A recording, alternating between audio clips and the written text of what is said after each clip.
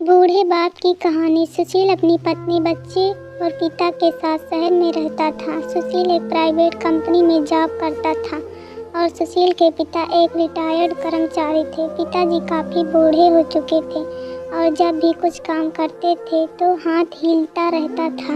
एक दिन की बात है, सुशील ऑफिस से घर आया और उसके पिता खाना लेकर खाने जा रहे थे। तभी उनके हाथ से खाना गिर गया और सारी दाल सुशील के कपड़े पर आकर गिर गई। सुशील बहुत ही गुस्सा होने लगा और उसकी पत्नी ने खूब भला बुरा बोल दिया। यह सब सुशील का छोटा बेटा बड़ी ध्यान से देख रहा था। जब सुशील और उसकी पत्नी अंदर चले गए तो वह लड़का अपने दादाजी को उठाने गया।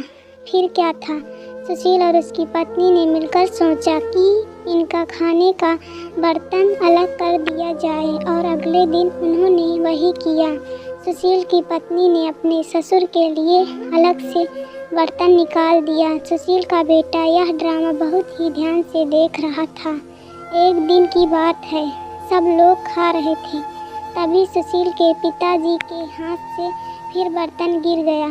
यह देख सुशील का बेटा बोला, अरे दादाजी, यह बर्तन संभाल के रखो, आप जब मेरे मम्मी पापा बूढ़े हो जाएंगे तो मैं उनको दूंगा। अपने लड़के के मुंह से यह बात सुनकर सुशील और उसकी पत्नी के पैरों तले से ज़मीन खिसक गई हो।